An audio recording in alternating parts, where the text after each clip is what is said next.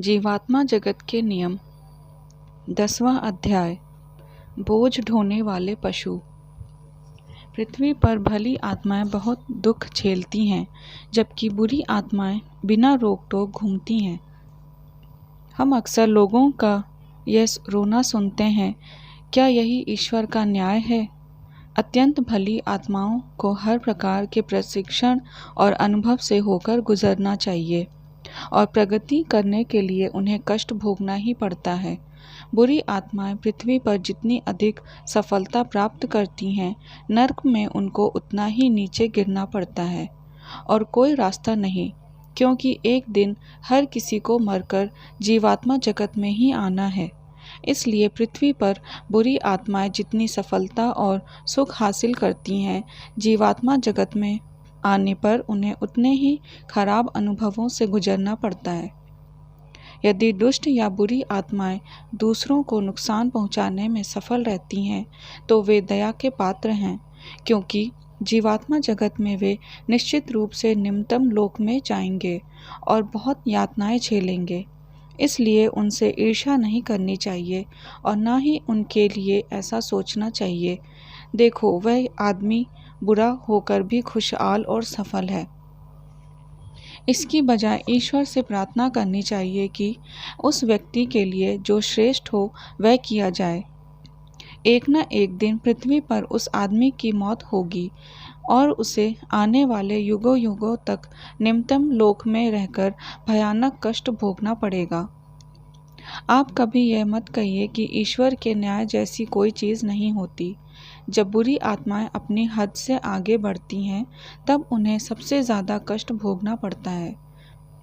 निम्नतम लोक का अर्थ है घुप अंधेरे में सीलन भरी सर्द बंजर चट्टानें, जिन पर चारों ओर रेंगने वाले जंतु रहते हैं। प्रकाश की एक नन्ही किरण अथवा किसी भी अच्छी चीज़ के दिखाई पड़ने की कोई उम्मीद नहीं होती।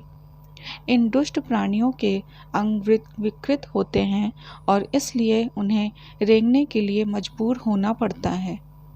उनके चेहरे भयानक होते हैं और उनके कपड़े फटे पुराने चीथड़े होते हैं। वे आधे मनुष्य और आधे पशु होते हैं। बुरी आत्माओं के लिए सजा भोगने का एक दूसरा रास्ता भी है। यदि आप सच्चे रूप से पश्चाताप करते हैं और सच्चे मन से ईश्वर को पुकारते हैं, तो आप बोझ ढोने वाले पशु के रूप में जन्म लेकर कष्ट सहन करते हैं। यह निम्नतम लोक में जाने से तो कई अच्छा है। बोझ ढोने वाले पशु के रूप में आपको पृथ्वी पर किए गए पिछले जन्म के पापों की संपूर्ण स्मृति रहती है। अपने द्वारा किए गए प्रत्येक पाप को याद करते हुए आप उस पर पश्चाताप करते हुए पाप कष्ट भोगते रहते हैं। एक बात याद रखें, ऐसी आत्माएं बोझ ढोने वाले पशु ही बनते हैं, न कि पालतू जानवर जिनके साथ दया का व्यवहार होता है। इसका यह अर्थ बिल्कुल भी नहीं कि किसी प्राणी के साथ निर्दय व्यवहार करना चाहिए। भली आत्माएं कभी पाप करना नहीं चाहती, क्योंकि बुरी आत्माओं वाली जगह पर उन्हें रहना बिल्कुल पसंद नहीं। यह जगह इतनी भयानक होती है कि हम इसका शब्दों में वर्णन नहीं कर सकते। यदि कर सकें तो बुरी आत्माओं को सुधारने की कोशिश कीजिए, ताकि उन्हें निम्नतम लोक में न जाना पड़े। यदि वे अपने दुष्कर्मों में सफल रहते हैं, तो निश्चित रूप से कुछ ही वर्षों में उनके लिए स्थिति बहुत बुरी होगी। इसलिए यह आपका कर्तव्य है कि आप उन्हें उनकी सच्चाई से परिचित कर उन्हें सुधारने के दृढ़ प्रयत्न करें। उनके प्रति अच्छा बनकर उनके कर्मों में कभी भी उन्हें प्रोत्साहन मत दीजिए, बल्कि उन्हें यह बताइए कि वे कितने गलत हैं। 11वां अध्याय क्या सबकी मदद करना हमारा धर्म है? सर्वशक्तिमान ईश्वर के असली नियमों को जानना बड़े सौभाग्य की बात है। आपने लोगों को यह कहते सुना होगा, सबकी मदद करना हमारा धर्म है। हाँ, बिल्कुल, दूसरों की मदद करना हमारा धर्म है, लेकिन हर किसी की नहीं। अपने लोगों की मदद करना अच्छी बात है, लेकिन आप अपने सभी लोगों की मदद नहीं कर सकते, क्योंकि कुछ लोग निश्चित रूप से दुष्ट होते हैं। यह आप पर निर्भर करता है कि आप यह तय करें कि किन लोगों की मदद करनी है और किन की नहीं, क्योंकि यदि आप दुष्ट व्यक्ति की मदद करते हैं तो आप दुष्टता को बढ़ावा देते हैं। तो आप खुद ही सोचें कि क्या आपने सही किया है?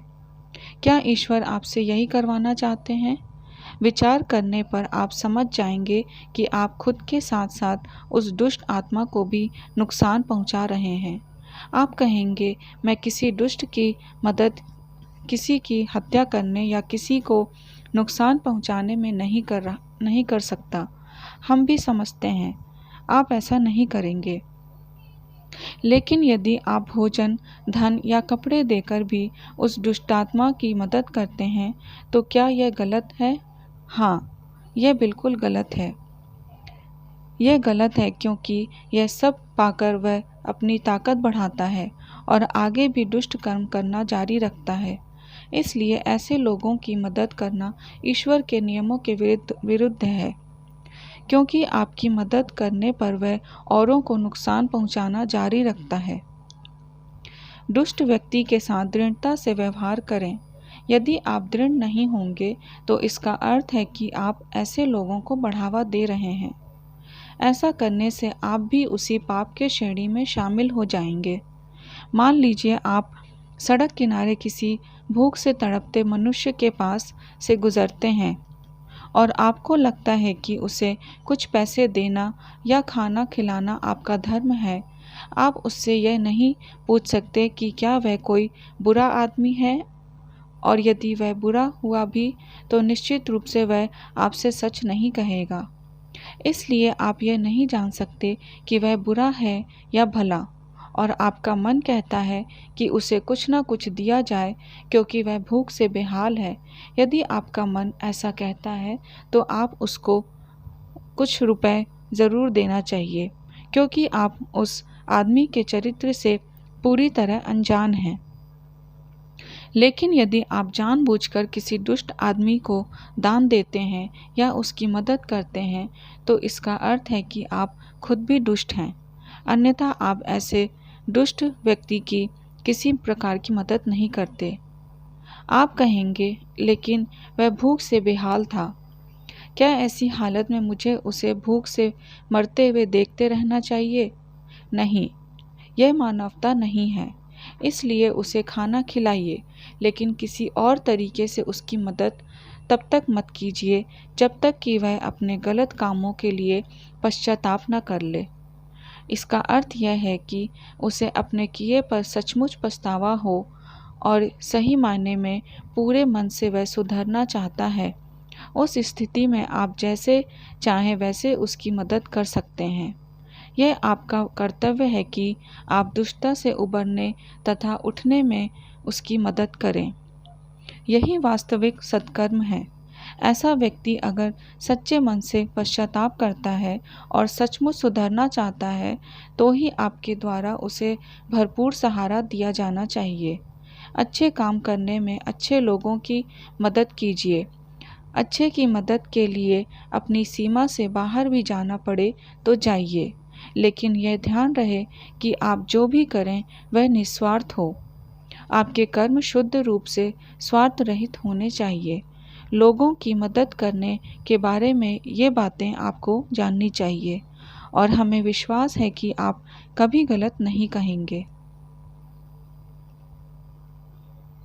धन्यवाद।